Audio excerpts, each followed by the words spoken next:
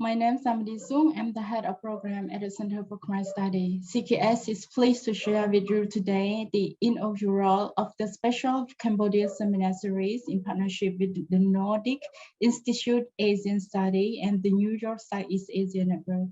Our original moderator, Professor Dukan Makago, could not make it due to unexpected circumstances. Ms. Rainier Poole from the New York Southeast Asia and from the CKF will be moderating the event in this state.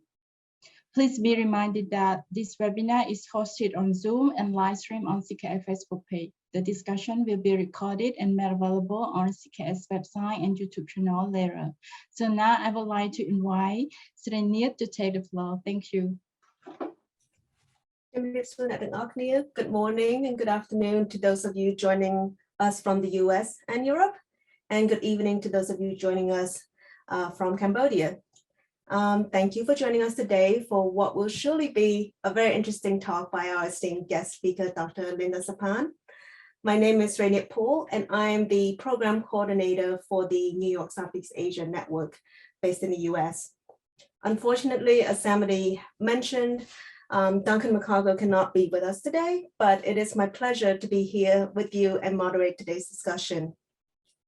Dr. Sapan and I, we have known each other for a while now, and we've had many informal conversations about this topic in the past.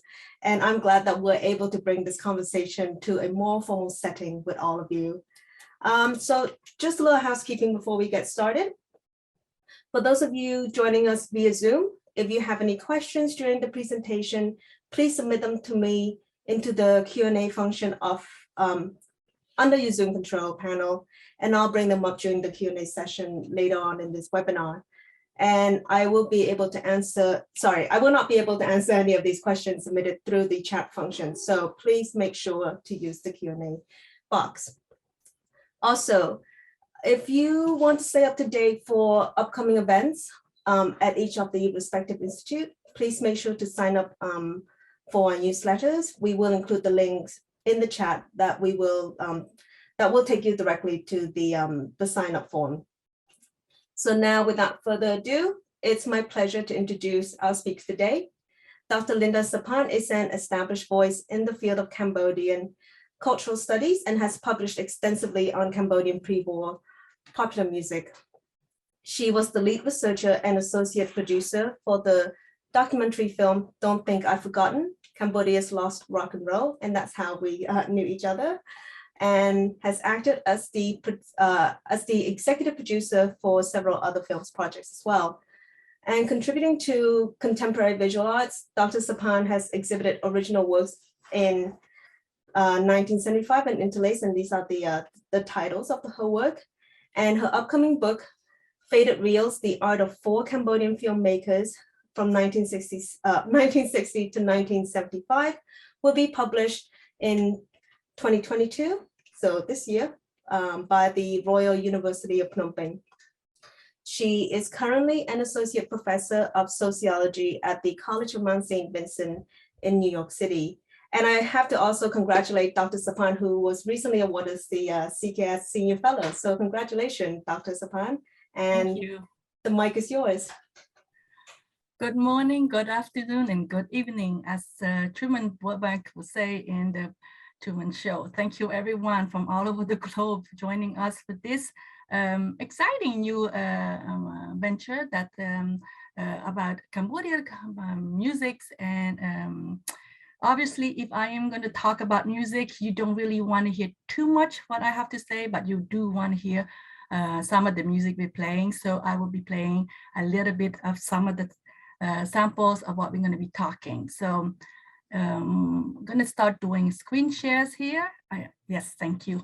So Cambodian Golden Voice Legacy, this is a big bold statement that I want to make, but it is something that I think for outsiders do not sometimes realize how much music play into the lives of the Cambodian people. I'm going to start this presentation to cite and quote the ethnomusicologist Sam Ang, who actually wrote the book and says that music in Cambodia is in every aspect of rituals, cultures, and everyday life, whether it's from the sacred to the profane, and music instrument could be traced back into the Korean time. If you look at all the walls, you will see some of the same instruments that still today are being used.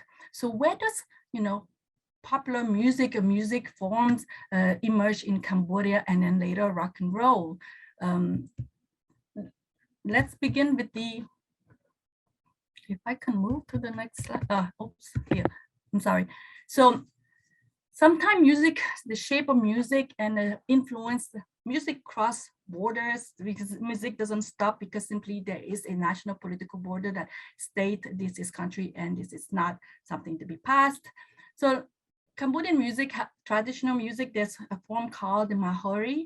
Mahori ensemble is basically singers performing some verses, and then after that, an ensemble will play. And this is the one musical form that doesn't have to back up any other art form, like a theater or a religious rituals. It's just for entertainment. And it seems logical that this art form or musical form kind of weird shifted to morph into something more popular when other music influence came about.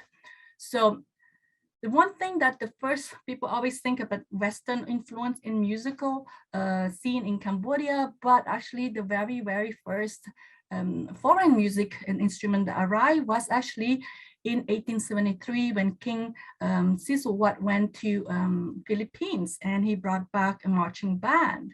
So the marching band, very much brass, trumpets and all these things. So he brought back a marching band musicians from the Philippines who obviously perform their duty as marching band in the daytime, but at the nighttime also perform at clubs and cabaret. And the Philippines was already in American occupations, and they were very much, the Filipino musicians were very much the agents of cultural change all over Southeast Asia. They brought all over in Southeast Asia music, jazz, the salsa, all the Latino influence actually came through them. So this is one form. First influence that came to Cambodia was actually the Filipino marching band, and Cambodian at the time called it playing Manila, like Manila sound, Manila music. The Western influence came later, obviously, through three waves. The first wave under the French protectorate, you have the very much like, Georges Brassens, Edith Piaf, La Vie en Rose, obviously, Charles Trenet, La Mer, all these, it was very much the wave from, the French school, and then the embassy, and even Queen Kusamak very much was in love that kind of la chanson, right? The French song writing and all that. Then later on, when the younger generation were not really into this, very proper singing and all these things, wanted something much more upbeat and all that, the yeye music, Sylvie Vartan, La Plus Belle pour aller danser, or Johnny Holiday, L'Idole des Jeunes came, and this came, all this music influence came, like you wonder how it goes. It's like Cambodian elite who travel, who study abroad, came back and brought with them through the traveling in their suitcase vinyls, and then that's how it came about. But also in Cambodia, there were stores like the Magasin d'Etat or Panabu. They could, Cambodian youth could just place an order. It will take months, but they will receive their latest record from France through the magazine and placing the order.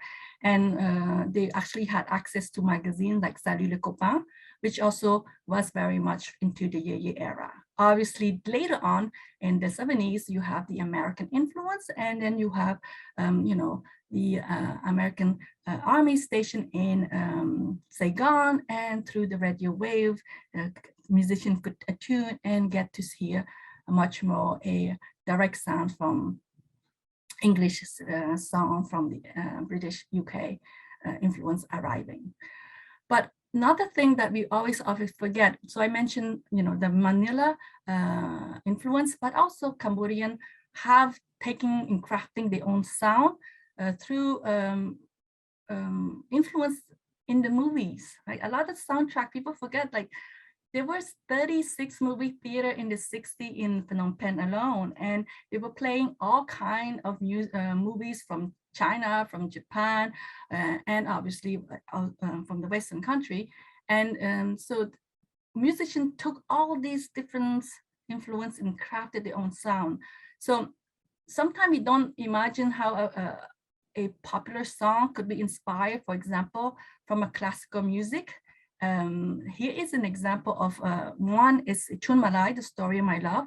It's very much, inspired from Tchaikovsky. You look at the melody, listen to the melody, you will hear Swan Lake, right? The opening of Swan Lake.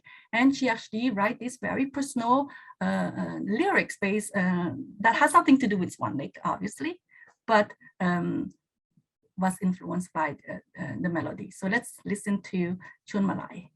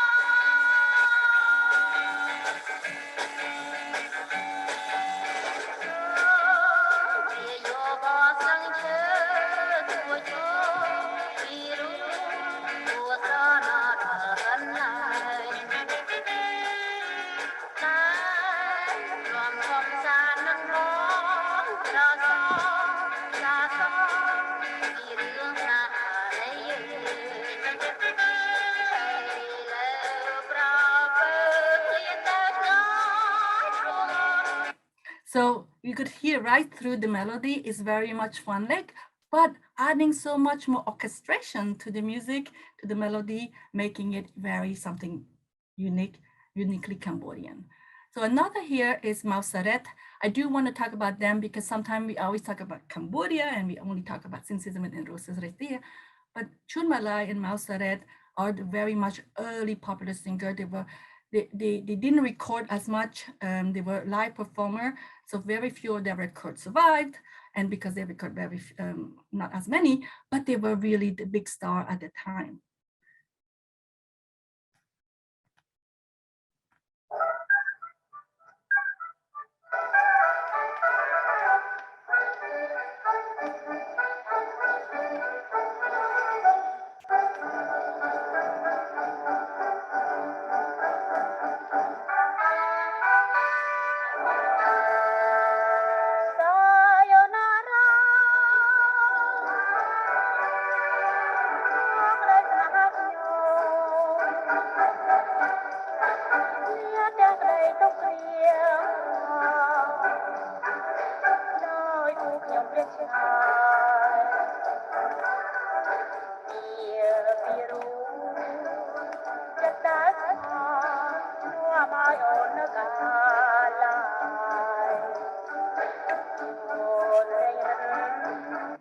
So the 1950s singers are very much still in a very, the very proper singers singing about scale going up and down, very much about stationary singer. They're not very much into movement and all these things. That was the trend in the 1950s. And this is still the shaping of the Bat Boran, the traditional song, and slowly with the adding of Western instruments from the trumpets to brass and then the banjos and the guitar, we are moving away from the traditional song, Bat Boran, to playing samai or playing danab, which is modern sound, modern music.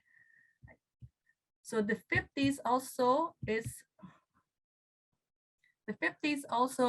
in Cambodia, popular music was very much a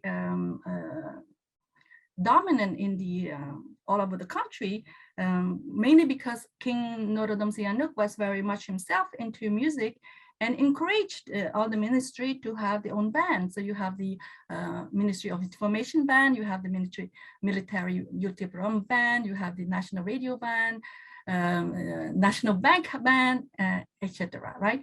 It was so much popular to have these big band ensemble performing that even private company like SKD and Sonic Magazine d'État, La Lune, etc. have their own band. Obviously, music is very much in urban practice. So Phnom Penh was the hub for all these musicians to come and perform in these various bands. But the 50s and the style of big band singing have quickly shifted with the 1960s, where the concept of stationary singer singing properly and all these things, the youth was like not really enjoying that as much. And then the big moment, I would say, that really triggered, it was actually Chung Kem, who went to Italy to study ceramic, came back with his version of the twist, right? Kampuchea twist was a big hit and was a huge, popular in the dance floor. It was such a big deal that on the Rayum Cultural Independence talk about how students were coming to the defense of the dance, right? And the music, as the parents and the elderly was thinking how this is twisting the youth. This is very much bad for the morality, very much similar to what happened with Elvis when they were saying no more of showing his pelvis movement on television because that was not very appropriate and bad influence. The music and practice of music have to be admitted that it was not accessible to everyday men. A guitar and an amplifier, it's almost the price of a motorbike. So obviously, mainly the wealthy people who can afford a lot of royal family were in the business of making music, just like King Sihanouk. You have, Panara Siriwood also in the joining the band and etc. Music influence comes from all over. I mentioned earlier, the Western influence, but you also have the regional influence from China, Japan, and that is through soundtrack from movies, but also from cultural experience like Sin Sisamut, like you see him here on the cover at the Great Wall of China. But Sin Sisamut also went to Hong Kong and recorded album there. Cambodia did not have the capacity to press its own vinyl, so they had to send it to Hong Kong or to France until 1968. 1968, then Cambodia was able, companies started to find it very challenging, too costly, so they actually have this. The business of songwriting and composing and how it works is that you have this all record company who actually would buy a song from a songwriter and then sell it, right? Having a performer to record it. So sometimes performer, they have this song that is the company want to press, but they also want like the most popular or the more upbeat song. These record company wants them, but many artists have to negotiate with the companies that will sell you this song. If you record, you will press on the other side a song we like that may not be as popular, but it's something as an artistic negotiation between this. Obviously, the most well-paying and most productive songwriter was indeed Sin Sisamut, who, according to his son, have recorded around 1,000 songs. Sin Sisamut, very much early on his career, stopped performing live and became a recording artist, and because he was paid better and maybe because he wanted to be not traveling as much. The story goes that his song was so moving and so popular and so endearing to many Cambodian. His brother-in-law said that he would dedicate a day of the week where he would just sit down and listen to story from people, from his neighbor, from his friends, from anybody. And from this story of betrayal, of unfaithfulness, of the heartbroken story, he will actually put into song lyrics. So a lot of his songs are based somehow, there's a sentiment based on a true story that he heard or read newspaper from, and that's how he actually found his inspirations, right? You have all these lists. I wanted to, they're not exhaustive. They have all these links of songwriter and composer. Mir Saman is very known to be comedic and funny, with many sexual innuendo in his songwriting. Dara is very famous with sweetened song, you know, Chu Am, performed by Penron. You have Po Po, who wrote the very famous song of Kolapsa, the White Rose. If you wonder why there's so many restaurants in Cambodia and businesses called the White Rose, it was inspired by Po Po songs. Wai Ho, also another amazing songwriter, composer, and many of them actually know the solfège, right? The system of handwriting, the music that allowed them to arrange music. And those who did not know will go to Melbourne, would go to Posipo, will go to Wai Ho to help them rearrange the music in that manner. But sometimes we forget also Cambodian did make movie and then did use a lot of these musicians and soundtrack on that. You know, the early Cambodian movie didn't have capacity to have the audio, so they hire voice actor and they did actually put over, you know, singing, song from Risarete and Sisamut being performed.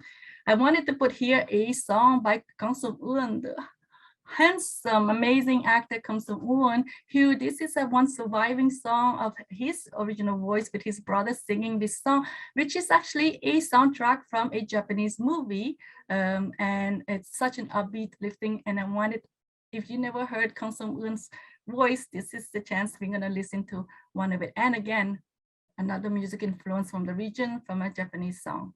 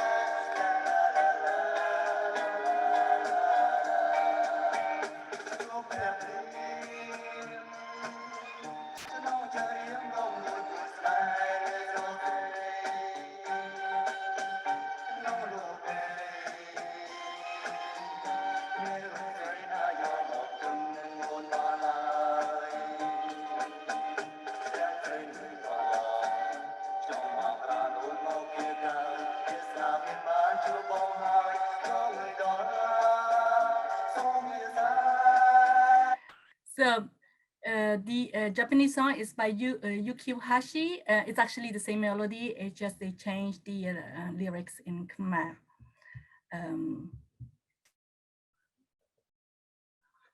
Sorry, one moment. So I mentioned in some of you have heard, like, how do you music sound crafting, mixing? Sinsamut was really the master of that in terms of blending different styles. So Sinsamut probably, you know, took all the different, from brass music, from the Western spaghetti song, and he was really good in doing that. And so you couldn't say that Cambodia didn't really do, like, well, some of the performer did cover version, but what makes many of the Cambodian song music influence amazing is that they weren't just doing cover version. They were crafting their own music sound through the sounds that you hear from the West, from Asia and all these things, and created their own unique music style. So here is a Tamari My Love, right? Tamari My Love is very much a love song. Here, let me play you a little bit.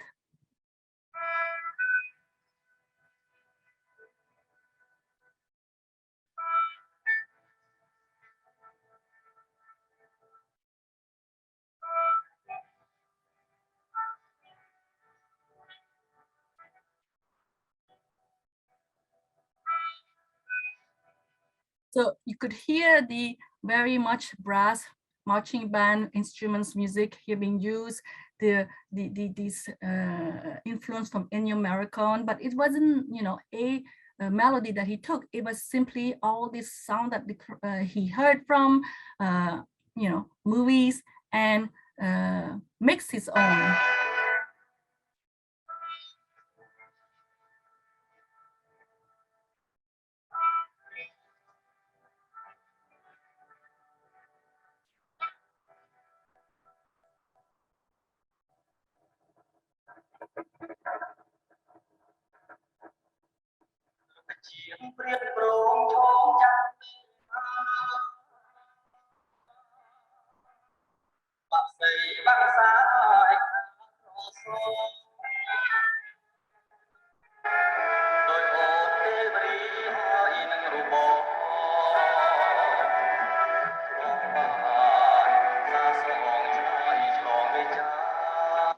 So not only he has an amazing voice, great music arrangement composer, but also look at the lyrics, how, I mean, I put in the English version, how poetic have this man capacity to manipulate language and Cambodian language in a way that it was just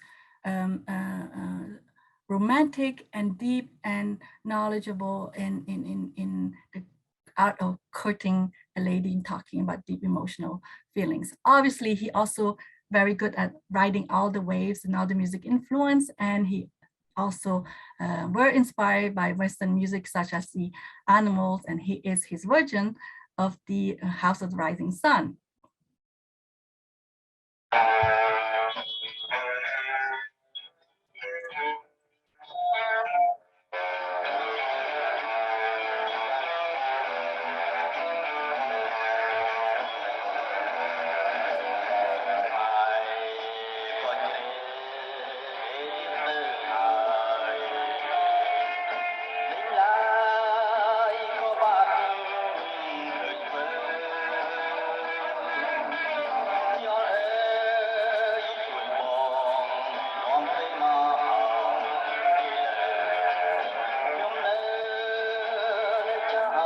I wish we could play all these songs and we stay for longer, but we're running out of time. So I'm gonna have to rush this to the next slides, unfortunately. So the 70s, the 70s. So the 70s is very much more hard rock. We're moving from this stationary singer and starting to be moving, and Panran is so the emblem of that. Panran was singing, dancing, moving all at the same time. And you also have the Draka band that is our shifting about from rock and roll to much more, hard rock here, and the influence of surf guitar. And this is a performance by Mo Kanyor from the Baxi Centron, who is one of the early bands, very much influenced by Cliff Richards. They actually watched the movie The Young Ones over and over again to learn about the movements and the sounds. They also were influenced by The Shadow, the Venture Actor. Listen to this Mo Kanyor playing of the surf guitar.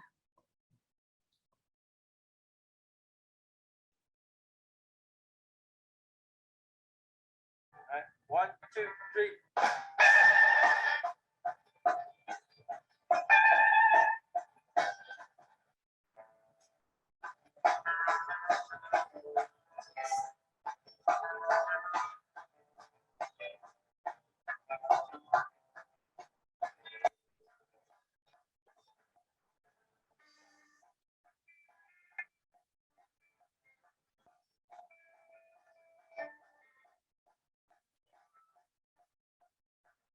So accompanying him on the acoustic guitar is actually Sam Lei Hong, who is from the Bayon band, and he still is performing. These guys are still rocking it.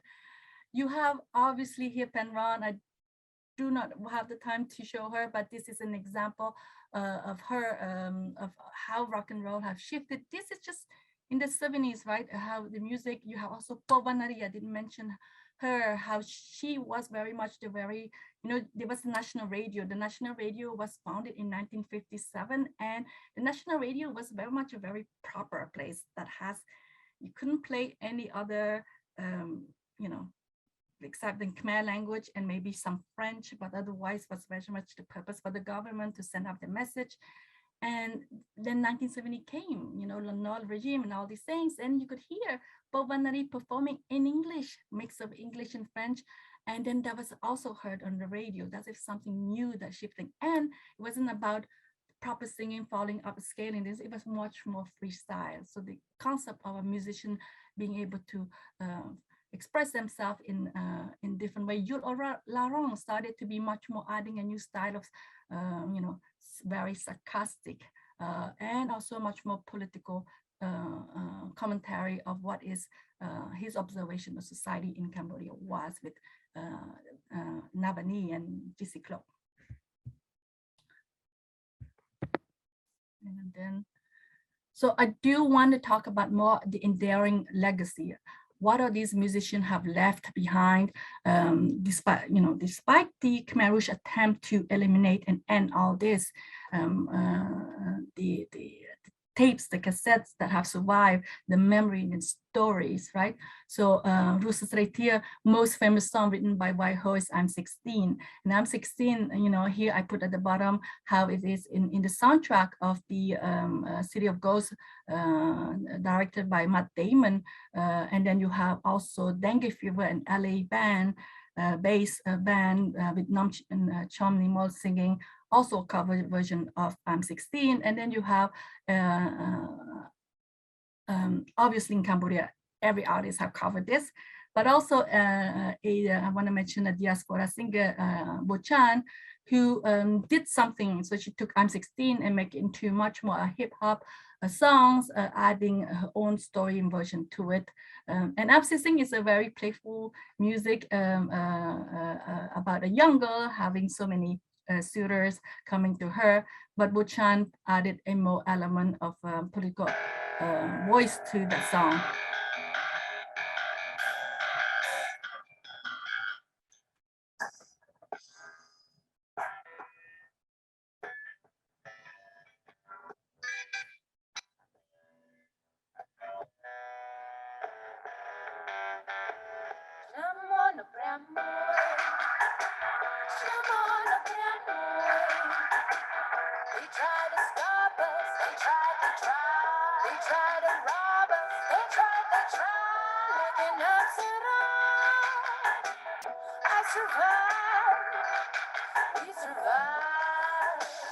So the early Cambodian Prewar music are still influenced, right? Influential to today's musicians. But back then when I'm 16 came out, Pen Run by Rosalie Satia, so Rosalie becoming more like this established songwriter, a performer, and then Pen Run, the newcomer, came and performed this song in response to that I'm 16, saying, okay, you are 16, all these suitors wanting you. Now, how about something I'm 31 and then nobody wants me anymore? And it's much more, very much into a tune of Pen Run, very playful personality and character.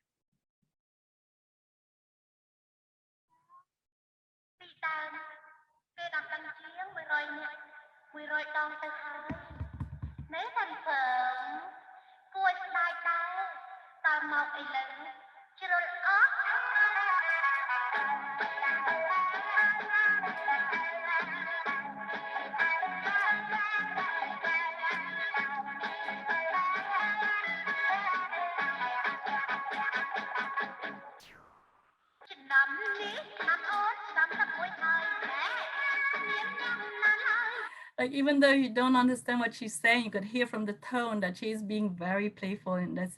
And I like to showcase these two songs simply to show how the musician was very much a close-knit community. They know each other. There was really much a, it wasn't it's a small crowd. They hang out together, they perform, work together. And this is something that even in the movie industry, that really fell through from the songs and the performance and sharing music together. The most actually, I think the most iconic song is actually, if there is one such thing, then the most iconic song is actually by Sinsidamut, Champa Batambong. Champa Batambong is, I think everybody knows about this song. Everybody knows probably the basic lyrics and the melody in Cambodia and elsewhere, the diaspora. And Champa Batabong has been proven that it's been so popular that many other artists are covering. Right here is a MOOC cover versions in Khmer singing the song. And the Kaylee So and Sok Whistle movies in the live music is all about how one song, Champa Batabong, have influence. And if you haven't seen that movie, please watch it. You could have it, it's available on Amazon. And it's really moving how actually the movie to me is more than about this song, Champa Batabong. It's about the legacies of Cambodian music and the influence that has on Cambodian life.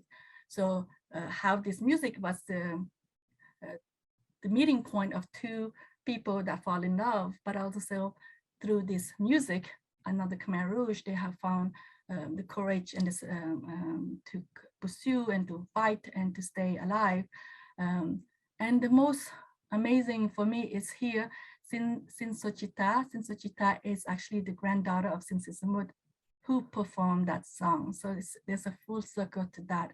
So I won't show any of these versions. I just want you to hear the original version, obviously, by Sin Sisamut.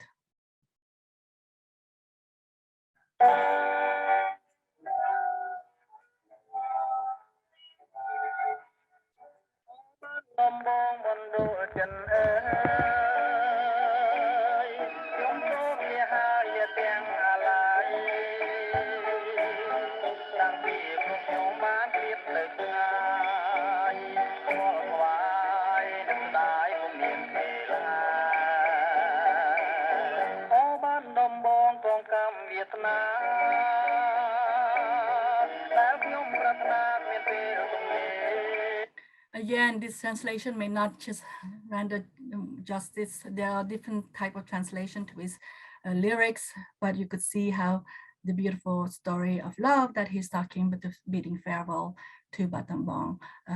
It's just one of the most beautiful song in Cambodia.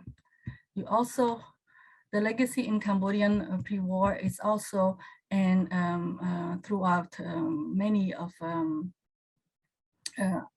projects. For example, Quaker Hill has actually made a short film about Rusasri Satir, and he's coming out with a graphic novel on her life story called The Golden Voice. You also have Chris Parkhurst, who is in the documentary films, is in post-productions on Sin Sisamut himself. And then you have all these other new generations of musicians that are doing cover versions, right, of the pre-war, not necessarily cover version from other country, but from their own history and their own legacy. That is, to me, it's quite moving and just showing that music have continued, right? Then you have here at the German embassy a portrait of Rusa Satir next to Beethoven, and just to show how much she has been an emblem to Cambodian pre-war music. And next to it is actually Rusa Satir Memorial in Kampong Spoo. And there's something to do, actually, if I want to end on this, is that rock and roll throughout history, whether in America and elsewhere, took a long time for any institutions to recognize as an art form. That is a fact, and is struggling to, to get any one artist to come this. America is reaching there. Cambodia, it's I want to quote Nate Hun, who is a avid collector, who said, "I would love to dream to have one day we have a hospital named after Rusa Satir, walk along a street named after Sin Sisamut or Waiho." The idea that we have landmark and their name presence there would be something that acknowledge the presence of these cultural icons as much as any other art form that should be recognized. So I think that would be the highest level to have them on a public landmark. Thank you so much for listening to this, and I am here to take any questions or discussions. Great, thank you so much for such an expansive, look at Cambodia's music, really starting from independence all the way to the Khmer Rouge. And I actually learned so much more. I didn't realize I thought it was kind of funny that there was a song about me turning 16 and I'm about to turn 31. And I thought, well, that's kind of funny. And I never actually put it two and two together that it's, response. And, I know a lot of people like I'm 16, but I personally like, I'm 31 because I think it's so funny. And it's also very modern for the time, that it was written. Somebody who says, I'm not going to follow, traditional way of, once, hit a certain age, I need to be married. She's very independent, and she's like, you know what, I'll just take my chances. And now she's kind of lamenting that. She didn't. And it's interesting because although they're not, the female singer were not songwriter themselves, but what they do is that they would go to a songwriter and they would say, I would like you to write a song about this. For example, Hui Mia was the very first to write, to sing a song. She didn't write it. She sang a song about divorce because she was going through this. And that was, back then to actually, and talk about, your father left me and all this. So they may not have the talent, but they also have, a power to decide what song they're telling. And the women, there was a song by the, performed by Rusrizi, Huimi and Penrans at Three Maiden Niang Kramom Tiang Bay. And it was like jokingly saying, what kind of husband, and they were, and that is what I think also the community back then, they were really enjoying working and inspiring together each other. Yeah, and you can actually feel and then like tell from the lyrics as well. So I guess, to the audience, please put your questions in the Q&A function. And I'm just gonna take my power as the moderator to ask Dr. Sapan a question. You touched on how the Cambodian elites, would study abroad and they would bring back music, in vinyls in their suitcases, and also sort of the influence from the West and also within, the Asian region. Could you kind of expand or talk about the historical circumstances that kind of brought about this very global influence to Cambodia and to, the music and the art scene? Yeah, I think sometimes we always think in terms of music influence that the people who are being influenced are passive, just being absorbed, but it's not really like that at all. You look at Sinsasamut spoke, wrote in Thai, sang in Laotians, and found his influence from all of everything that is come under his touch or his hearing. So it wasn't like, we're sitting down there, we wait to hear a song from America and then we're going to copy that. And that's what makes it like this pastiche collage, that they were looking for whatever they can to create something of their own. And so there was also an Asian regional, there was, the dance Lam Liu. Lam Liu actually is a dance from Laos. So there is this regional influence from Asia that sometimes you just go, oh, obviously, Half the Rising Sun from the Animals sounds much more, a Hey Jude from the Beatles sounds much more, because it's more common for the Westerner to know these songs, but there was also other regional practice. And in Cambodia was already starting to enter that modernization that Sihanouk wanted so badly, and entering too much more global influence than just one pathway. For example, the Afro-Cuban influence, right? There was a huge, Kelmonta sang in one of Sihanouk film, a very Afro-Cuban music song, and that came actually through the Philippines, and not necessarily through, the military radio station army in Saigon. Great, thank you for that. So I will pick a question that came through in the Q&A. This is from, sorry if I mispronounced the name. Pick a question that came through in the Q&A. Oh, sorry, that's just a feedback. So the question for you from Ranepra is, how do you feel about Khmer songs today, specifically from the original music movement like Time to Rise by Vanda and the Group Gong Nai? How do I feel about? Yes. I think it's great that the younger generations and all these things, I feel like there's this full circle. So these early Cambodian musician was looking for somewhere else, and now these new generations are looking back to the early to find influence. I think any form of hybrid and influence in musical crafting their own thing.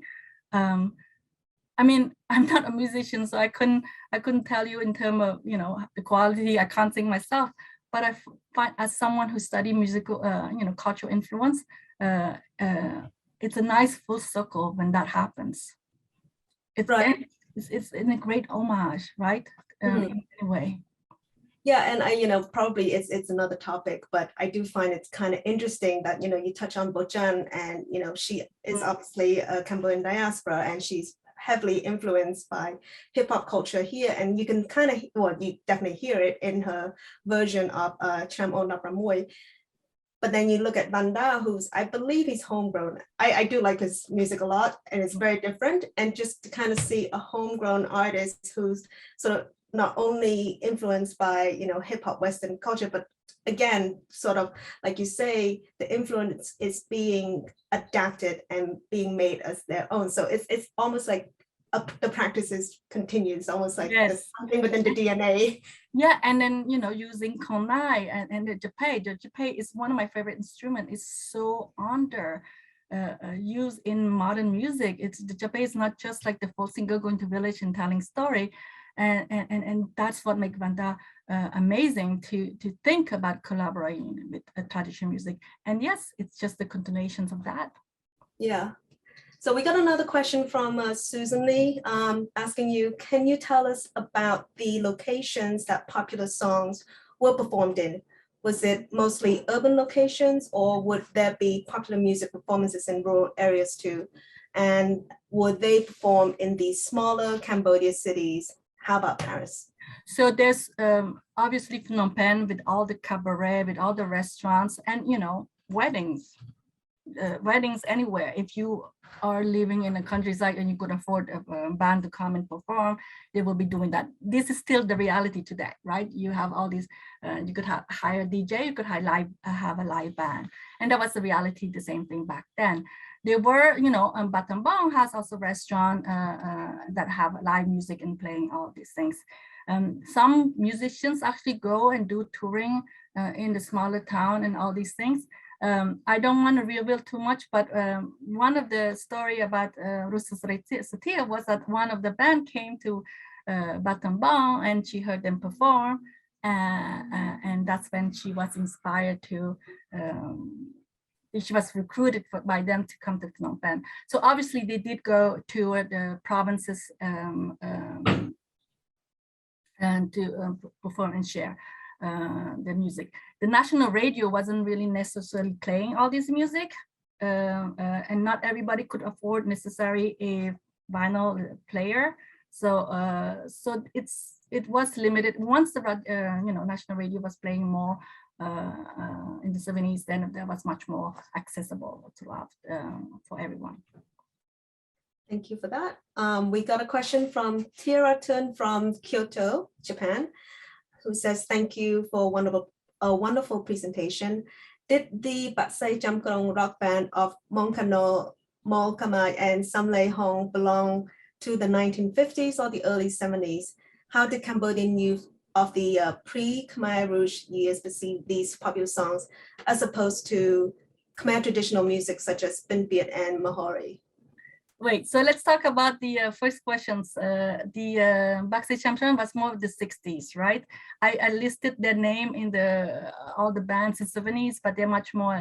They're actually one of the early band that came up, and then later on after all pop up. But they were the first like 3 guitar bands after watching the movies, The Young Ones, and there was like, and Samlei Hong was part of it. And once Samlei left the band, created his own band, the Bayon Band, with his brothers. So they're much more in the, I would say, the 1960s. And then, what was the second part of the questions? The second part is, how did Cambodian youth of the pre-Khmer Rouge years perceive these popular songs as opposed to Khmer traditional music scene, music such as Bin Biet and Mahari? You mean Khmer today? How did No, of the pre Khmer Rouge years. How did they know about the Pinpiet? I mean, this is like all these traditional songs will be performed at these events that are traditional. You know, if you want to go see a UK, you would have and you hear them. If you want to see, you know, a play or theater or Apsara dance, you have all this music. Then there's the music for like Smote at the funeral that you hear. So all these live events from wedding, you have wedding music. When you attend, you will hear this traditional song. So it's present in their life. Do they have recording of these? Some of them have, but not necessarily in a systematic way. You know, but it was present in their lives, I would say. And, you know, I think kind of touching on the role of youth in driving. So like this, you know, I don't know if I'm overstepping here by saying that, you know, probably in the 50s, 60s, it's more like an underground, like subculture type of thing where, you know, youth are they're rebelling against, you know, the old way. And so when you juxtapose like traditional music to rock and roll, can kind of tell that story. And, you know, I learned so much from you about Batsay Jamkrong and, you know, just so like, wow, these are the pioneers. Well, the Backstage Jamkrong, you talk about the youth, right? So, you know, you have all this formal music that is played on the radio, and then you have national radio stations. Backstage Jamkrong, for example, they were playing at parties. They go to their friend's party and they were performing. And so some of them, like some of the band were renting, borrowing the instrument from the French embassy or from wealthy friends to perform. But it was very much, until they recorded, it was very much among us, very secluded urban youth and bourgeois. That means certain wealth. You know, Malcolm Mike actually said, or Malcolm Mike, I don't know which one of the brothers said that they were the third richest family in Phnom Penh. Therefore, they could afford the leisure time to get the instruments, to have time to, and they were really young. You're talking about youth. You know, Malcolm Mike, when they started to do this, he was 14. Right. Right. So, and they, you know, they didn't connect to any of those chansons françaises, like, you know, La Vie en Rose, and they're like, that's not their thing. So obviously they were looking for something to express their need and desire. And it's funny because the next generation create their music and they didn't like it. And this is history of humanity. The youth always need to rebel and create their own sound. Yeah, exactly. And, you know, we've got about 7 minutes left. So if anyone have questions, you know, please submit them in the Q&A box. But I do kind of want to, you know, talk a little bit about the legacy of Cambodian, you know, golden age music. You know, me growing up in Cambodia, you know, it wasn't played at home or anything like that. You know, you kind of hear it in karaoke, or like my mom was singing, you know, along to me. And, you know, there seems to be a sort of revival of people wanting, you know, really start with your project. And you know, Don't Think I've Forgotten documentary, that there's this people want to, like, was so amazed that Cambodia had something as cool as, you know, it's pretty much psychedelic rock. And so just kind of, if, you know, if there's something that you weren't able to touch on the legacy, if you want to expand on that a little bit more. I do want, because I think it's Susan Lee's question about what was available back then. I want to say how did today's generation have access to this music, right? So vinyl was very limited and fragile. So in the 70s, when cassette tape came, when artists were starting to record in cassette tape, that was produced much more in quantity. And it's very important I talk about quantity in terms of productions of the material. So when the Khmer Rouge came, the city was abandoned. So vinyl, if there's too much heat and all these things, get really distorted and destroyed, and all this tape survive a bit better and all these things. So and some of the master tape were not actually in Cambodia, because they, remember I said they were pressed outside. So a lot of the diaspora play, like Long Beach, for example, many of them came and preserved and made these copies, right? So the copies of the tape, and in Cambodia too, they will have these copies of the tapes, and that have, you know, in the 80s when we didn't have anything, that music and echo. People remember songs, but memory and having the tapes and copy of copy, the same thing with movie copies on copies that have survived in, and thank God that they have these. Movie was harder because they only have made one film. For each film, they only printed one film, reel. So if you have the reel, you know, then the film is saved. If the reel is destroyed, then the film is lost. Where song was, you know, because song they were selling it, record and buying and tapes were selling it, so that survived. So it's how this is survived after the Khmer Rouge is because of that, and the and thanks to the collector and thanks to all these people who are preserving it in many ways. Cambodians love the culture, and they many of them are, if they cannot preserve it, they are promoting it through YouTube, to Facebook, to anything. There are so many people who are continuing, and you know, today's musicians are continuing the traditions. Great. We have a couple more questions from Rachel Harrison. Listening from a Thai cultural studies perspective, it's fascinating that these songs sound so close to Thai music of the same period. Do you know why the sounds are so close, given the slightly different cultural origins? I think because we're neighboring, there's, you know, again, the idea that music stops at the border, the concept of geographic or political border have no meaning in music, right, or art form.